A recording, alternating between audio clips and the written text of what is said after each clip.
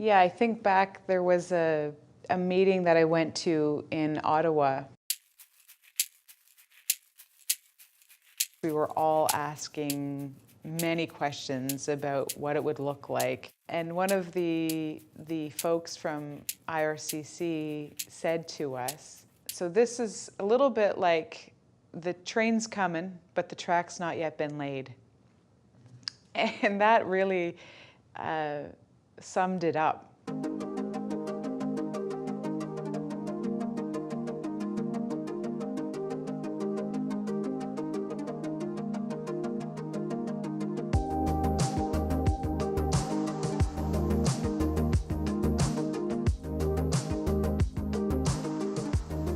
I felt a sense of excitement for Canada, and for St. John in particular, how we were going to be changed and grow and develop through getting to respond like that, and getting to strengthen our own community by offering what we had.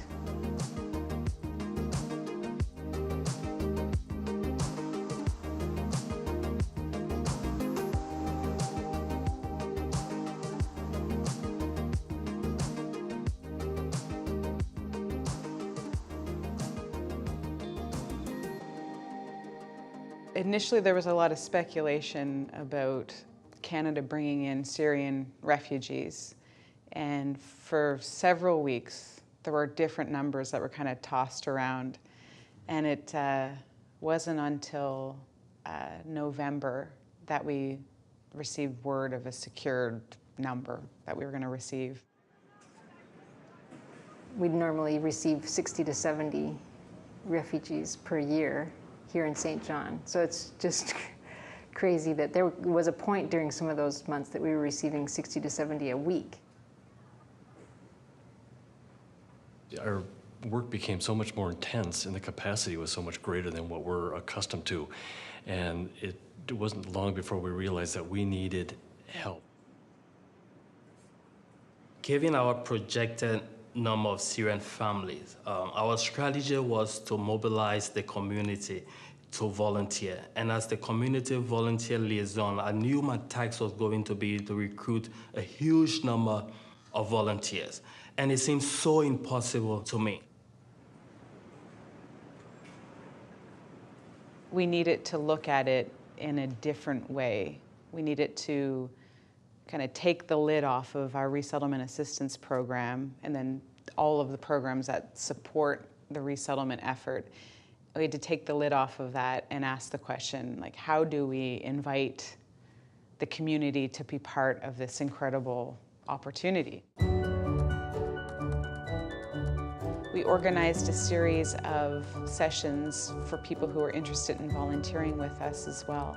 We put it out through Facebook and we set up our room and we had 30 to 40 chairs, and we thought maybe we were putting out a few too many chairs because we really weren't sure how many people would come. The session started at 7 and around 6:25 people started to come. As the time got close for that session to start, the streams of people walking down the hallway towards this room, we quickly realized, like, we can't fit in here. I think there was like 120, 130 people there that night. The room was packed, and it was just a general information session on who we are and what we were going to do and what our part was going to be in the Syrian refugee response. For those of us on the team who were present that night, it was the first time I think we realized that this was going to be big and that our community was on board.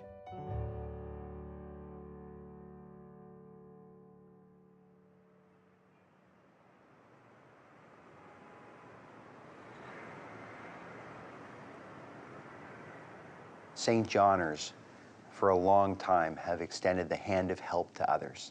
It goes right back to the founding of our community, right back to the Loyalists and the Irish and Vietnamese and now Syrians.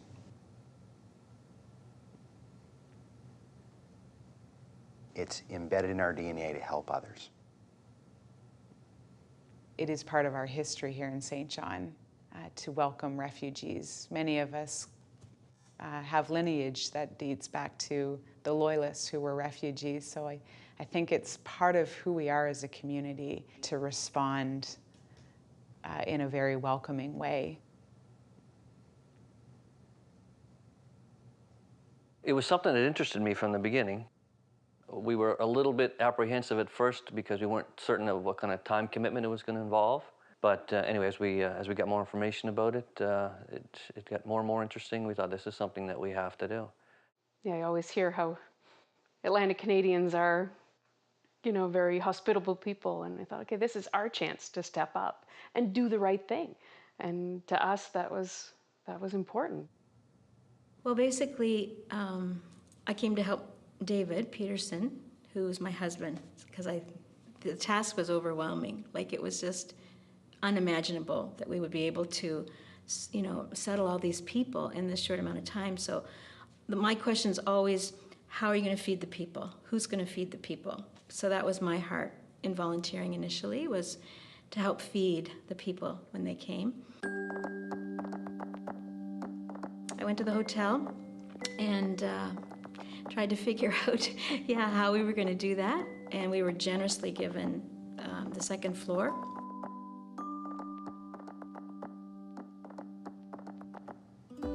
Yeah, they very graciously gave us the use of a whole floor, and we took over one of their ballroom, I think it was, and divided it into sections and used one for a dining room, one for kind of a play area. You know, without that space, we couldn't have done what we did.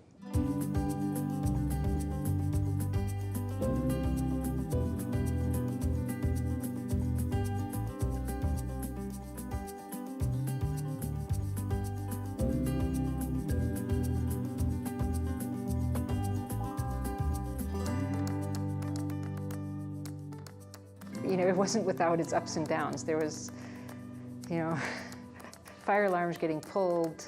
There was kids escaping out into the parking lot in the middle of the day with, you know, tired parents. So there was plenty of opportunity for chaos, but it's all part of, now as we look back, part of what makes the memories.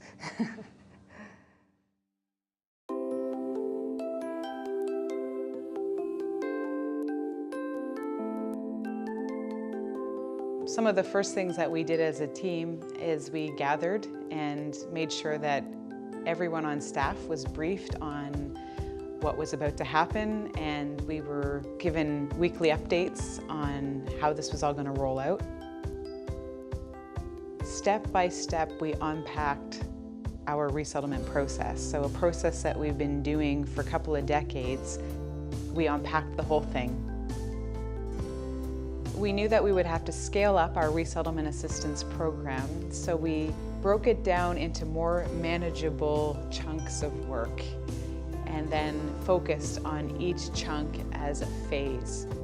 Our phase one was all about temporary accommodations, and most of the families stayed for about a week in a hotel here in St. John, where they were able to catch up on sleep, get some healthy meals, some basic information and orientation, spend some time with their welcome team. Then from there they'd move into phase two, which was based on housing. So that was a couple of days of transitioning from temporary accommodations into permanent housing. We worked with different community partners to provide donations, household goods, furniture for the families as they moved into their apartments.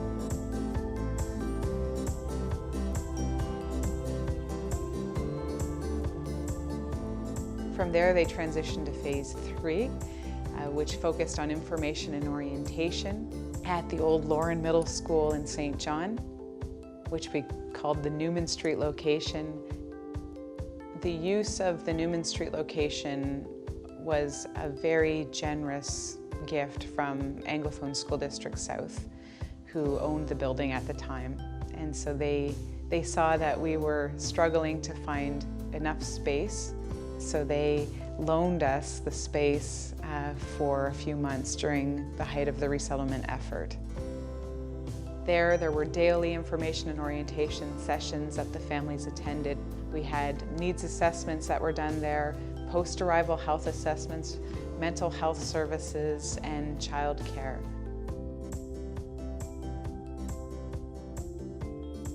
And then from phase 3, families would transition into the longer-term settlement process, which is something that we offer here at Newcomer Connections to all permanent residents, not just government-assisted refugees. In the end, that was what saved us, because it helped us to get our grasp on what were the most important components as we talked it all through, categorized the different areas of response in a normal situation. And then that helped us to project where we were going to need to hire more people, where we thought we could do it with volunteers, and how we might refine our systems, what things we needed to scrap and stop doing, and what things we needed to hang on to and not stop doing. I think it was when we were at the hotel, I organized a toy drive at my school, and a bunch of the kids brought in toys. We had bags and bags of toys that filled almost a whole room. Me and a couple of my close friends, we organized this thing, and we had a bunch of kids really bring in toys and book bags and all these supplies that the kids needed. The overall response has been truly overwhelming. Thousands of people have volunteered. Thousands of people have donated. This has been a community-wide effort, and it's exactly the kind of effort we hoped and knew St. Johners would respond with. I don't think we realized the extent to which people were just waiting to be called on. And it wasn't a matter of coercing at all. It was just a matter of letting them know, we can't do this without you.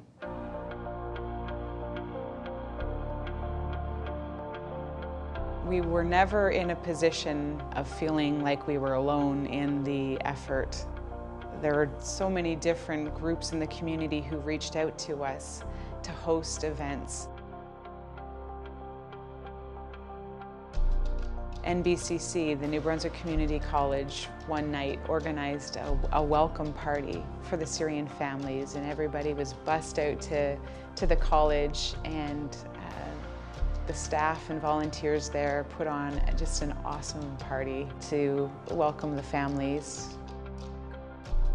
St. John Millrats, the basketball team here in the city, hosted a multicultural night and invited all of the Syrian families, and there was a generous donor who gifted all of the families and volunteers with tickets to go to their first basketball game in St. John, and the place was just shaking with energy as all of these families were together in one space with their volunteer welcome teams.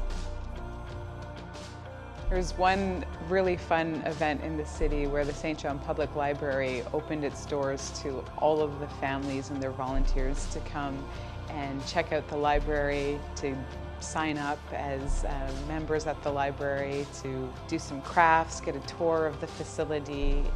It was wonderful, and the families commented on just how welcome they have felt.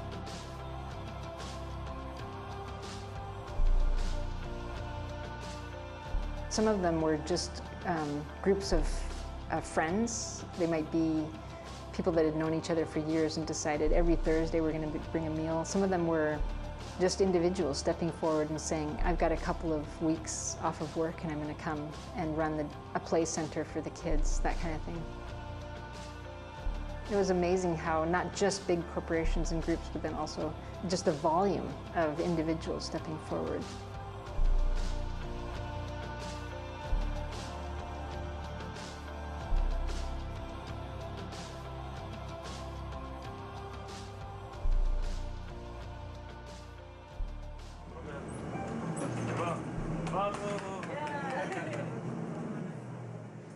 There were literally times when we needed help so bad.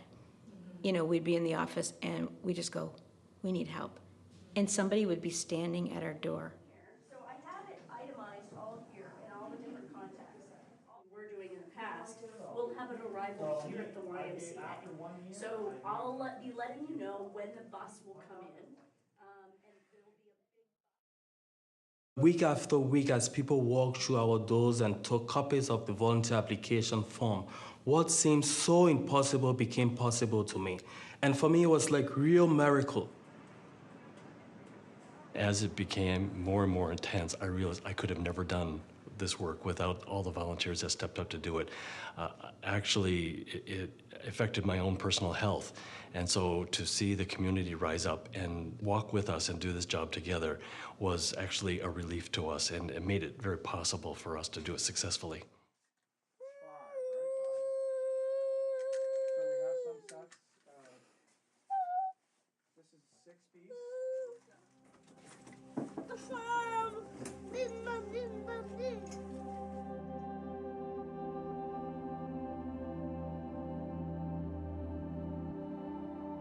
The Resettlement Assistance Program is typically a very structured program that is time sensitive. You've got 4 to 6 weeks to get a whole checklist of things done with families. And it could very easily become about a checklist, especially with over 450 government-assisted refugees arriving in such a short period of time.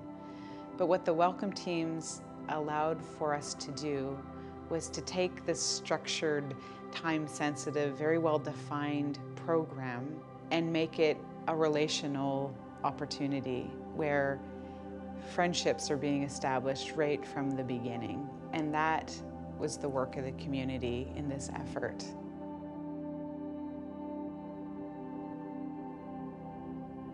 Every other year, the work that we would be doing, the welcome teams were doing it. They were at the airport, they were at the hotel, they were helping people scout out apartments and then move into them. They were helping respond to needs, dental needs that came up, or medical needs, or just being with the family. For me, a memorable moment was when we had our family over here for the first time. And I've got a ping pong table downstairs in the basement, so I took the boys down there, and we were hitting the ping pong ball around, and they were loving that. Their father was still up here in the living room. Since he'd arrived, he'd been quiet and a little bit reticent, more so than the others. And anyway, so I came up and invited him to come down. I showed him the racket, bouncing the ball, and say, "Come downstairs. Well, we'll try this out." I didn't know if he would or not, but he came down, and he was actually quite a natural at it. And within a couple of minutes, he was giggling and laughing and having a ball. And his boys were trying to take the racket from him so they could play. So, no, I'm going to play. So That was awesome. He was loving it. And when he came back upstairs, we had an interpreter with us that day, and he said, "Oh, Kasem wants you to know that someday he wants to be your neighbor." The welcome teams took it on and embraced it and rolled with it to an extent that we didn't even imagine would happen. They've provided support and help to their family like a family member.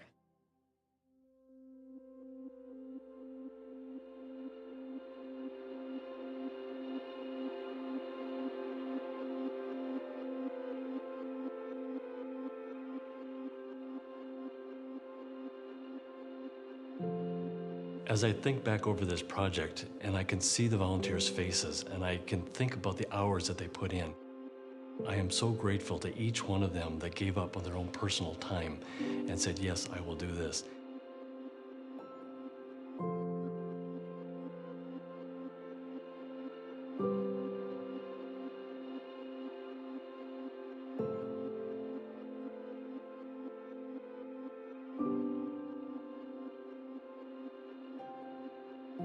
You know, it wasn't just people doing a task together, but it was people giving their hearts to this new community that's fast becoming our community and integrating into our city and our larger community, which has touched my life deeply. And many of us who have volunteered for many years with Newcomer Connections, I think for us this has been amazing, because now so many more people in our community have had the opportunity and the joy and of falling in love with international people. And I've seen that, I've heard them testify to that, and that has brought a lot of joy into my life.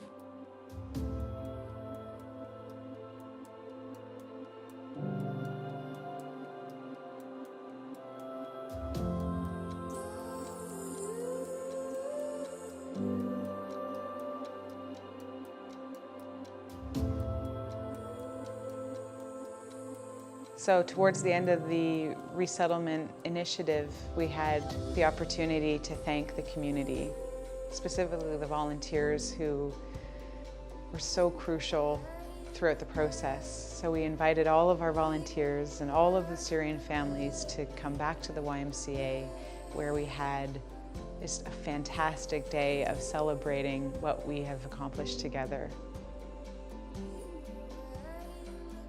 As we watched the volunteers work countless hours to make sure that their family was well taken care of, we really wanted to thank them. And we could never find the words to fully express our appreciation for everything that they were doing, and many continue to do. So that was probably one of our favorite days throughout the whole effort.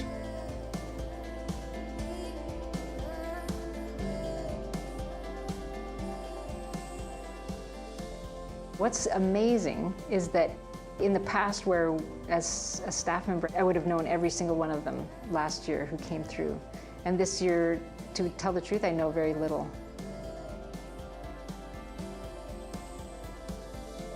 It's a real testament to the fact that the families are settling well here. They're well connected with the community through welcome teams and through their teachers and through their settlement counselor.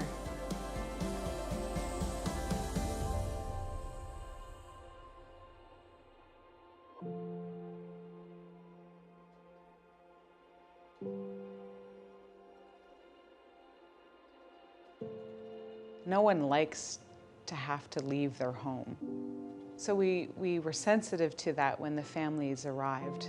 You know, they're arriving with gratitude, and we saw that gratitude expressed in many ways, through tears, through special conversations in broken English, and a lot of sign language and dancing. We've seen it expressed in the way the welcome teams and their families interact, and it's clear that it's not a volunteer opportunity anymore, but it's a friendship.